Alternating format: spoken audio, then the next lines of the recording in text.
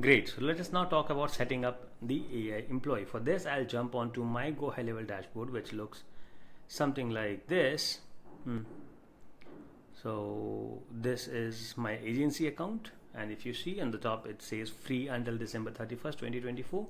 AI employee, experience how AI can boost your business with our new AI employee designed to enhance team productivity and much more. So you have everything: voice AI, conversation AI, reviews AI, funnel AI, content AI, and workflow AI assistant. So if you have not yet claimed the free usage, you can just click on end trial and claim your season of AI, or by default it's already active in your dashboard. You also have some learning resources: see AI employee in action, learn how to enable AI employee for your agency, and learn how to generate profits by selling AI employee to your clients. So these are some of the resources that you can use if you are using it for your clients or your agency. You will get some of the sneak peek into AI and a lot of those things. So starting with settings, you go to the agency account settings, and over here if you come to AI employee, you will see that it is enabled for these 4 sub accounts that I have, and you can also enable or disable rebilling.